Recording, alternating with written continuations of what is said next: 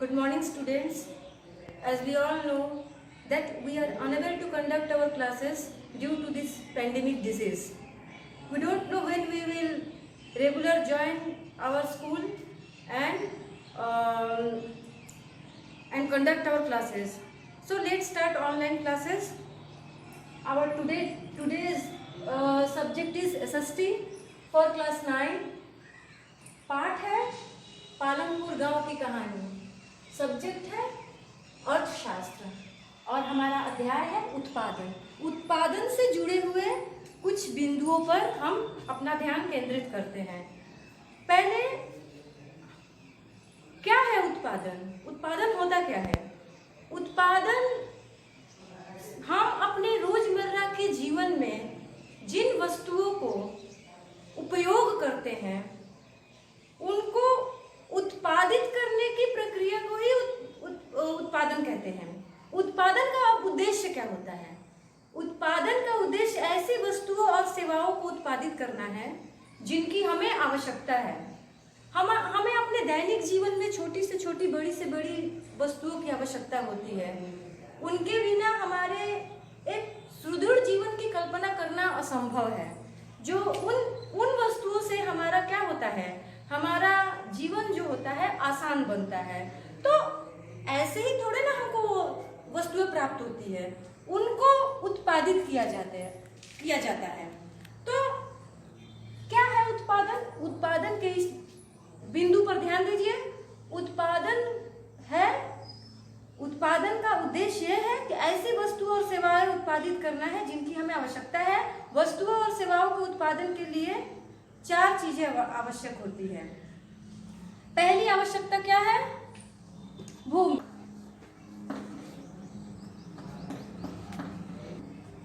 अब हम वस्तुओं का उत्पादन करने की सोचते हैं और बोलते हैं, लेकिन उनको उत्पादित करने के लिए कुछ संगठनों की जरूरत पड़ती है।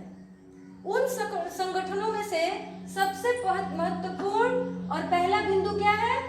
भूमि। भूमि पहली आवश्यकता है। भूमि तथा अन्य प्राकृतिक संसाधन जैसे जल, वन, खनिज। दूसरी भूमि है। अगर कहीं हमें भूमि नहीं मिलती है, हमारे पास भूमि ना हो, तो वहां पर हम उत्पादित कैसे करेंगे? किसी भी वस्तु का उत्पादन करना असंभव है। तो उन 4 संगठनों में से 4 संगठन होते हैं। उत्पादन के जो संगठन होते हैं वो 4 होते हैं, और जिसमें क्या आता है? पहले भूमि आता है। तो उसके बाद है दूसरा क्या है? श्रम। पहले हमें जिस चीज की आवश्यकता होती है, जिस बिंदु पर हमको ध्यान देना चाहिए, वो तो भूमि है। और दूसरी हमारा संगठन का बिंदु क्या है? उत्पादित करने के संगठन का बिंदु क्या है? श्रम है। बिना श्रम के उस भूमि पर जहाँ पर हम कल कारखाने लगाएंगे, चाहे वो छोटे उद्योग हो या फिर बड़े उद्योग हो, वहाँ पर हमको श्रम की जरूरत होती है। और वो श्रम करते कौन है? वो श्रम लोग ही करते हैं।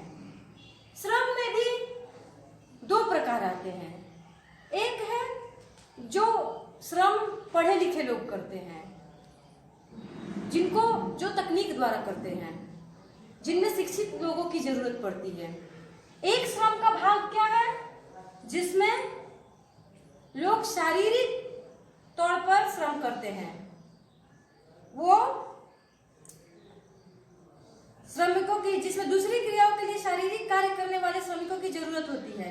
प्रत्येक श्रमिक उत्पादन के लिए आवश्यक श्रम प्रदान करता है। तो और हमारी तीसरी आवश्यकता क्या है? भौतिक पूंजी।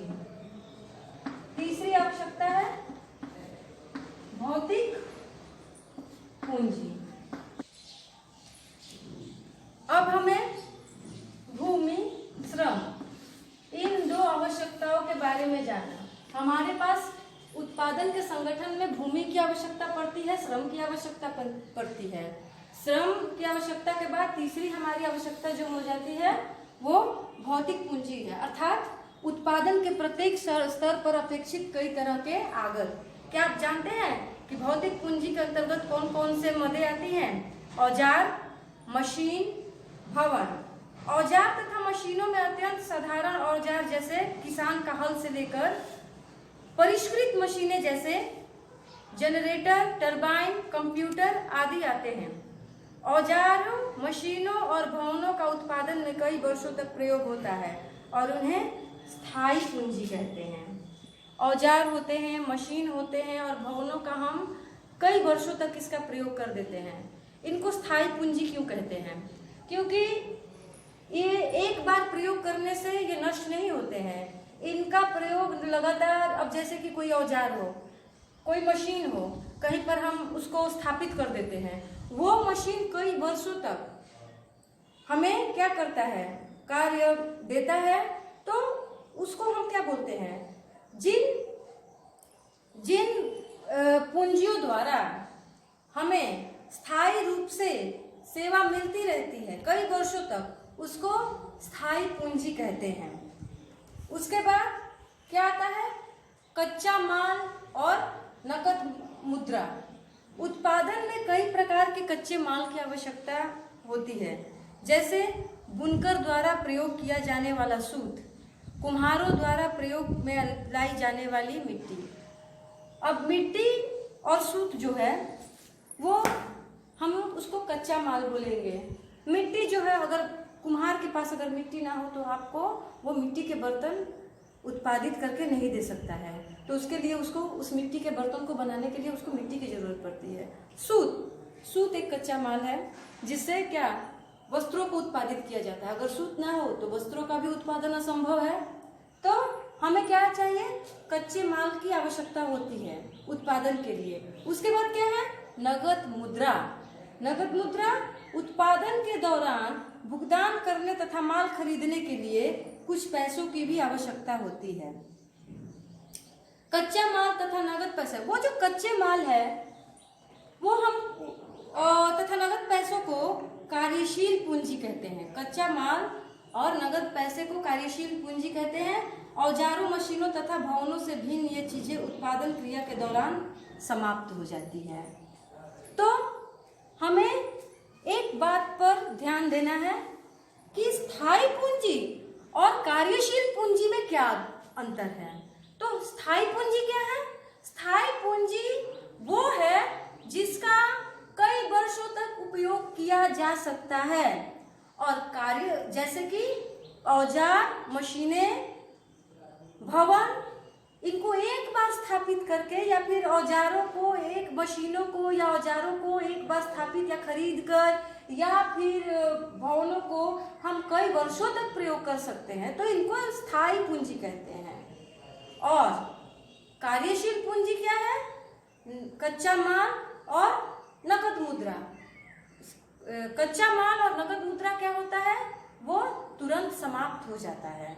वो उसको हम स्थायी पूंजी नहीं कह सकते, उसको कार्यशील पूंजी कह सकते हैं कि जब तक हमारा कार्य चलता रहता है तब तक मतलब वो काम हमको, मतलब उससे हम काम ले सकते हैं। उसके बाद कच्चे माल और नकद मुद्रा क्या हो जाते हैं? समाप्त हो जाते हैं।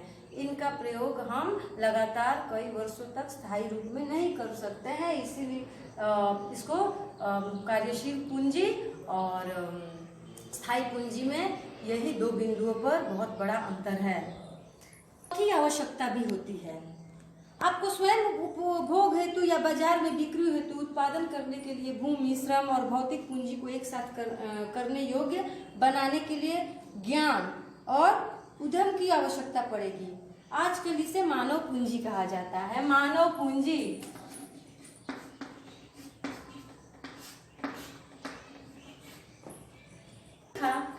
उत्पादन के संगठन में भूमि, श्रम, भौतिक पूंजी,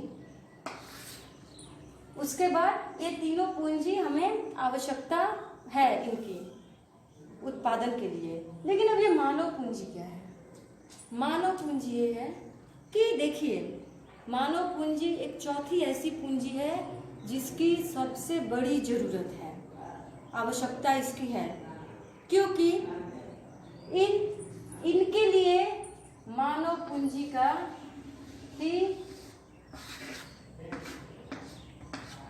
मानव पूंजी ही सबसे महत्वपूर्ण श्रेणी में आता है।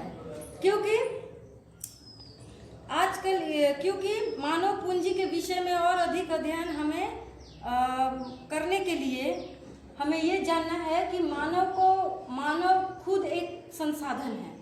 जैसा कि हम लोग जानते हैं, हम लोगों ने संसाधन के बारे में पढ़ा है। संसाधन के बारे में हम लोगों ने पढ़ा है तो हम ये जानते हैं कि जब तक किसी भी प्राकृतिक वस्तु को अगर उसको मानव अस्तित्व में ना लाए, उसका उपयोग ना करे, उसको एक नया रूप और आर्थिक एक रूप ना दे, तो उस संसाधन का कोई अस्तित्व नहीं होता है। तो यहाँ पर मानव पूंजी जो है, मानव का शिक्षित होना, उसका सामर्थ्य होना, इस बात पर ध्यान हमें करना चाहिए कि मानव का शिक्षित और सामर्थ्य होना ही क्या उत्पादन के क्षेत्र को प्रगतिशील बना सकता है। तो हम लोगों ने आज पढ़ा, उत्पादन के संगठनों पर हमने विचार किया। तो हम आपको ये बताते हैं, उत्पादन भूमि, श्रम और पूंजी को संयोजित करने संगठित होता है, जिन्हें उत्पादन के कारक कहा जाता है। के संगठन के विषय में बताया। अब फिर हम आगे इसकी किसी दूसरे अध्याय पर चर्चा करेंगे। Thank you.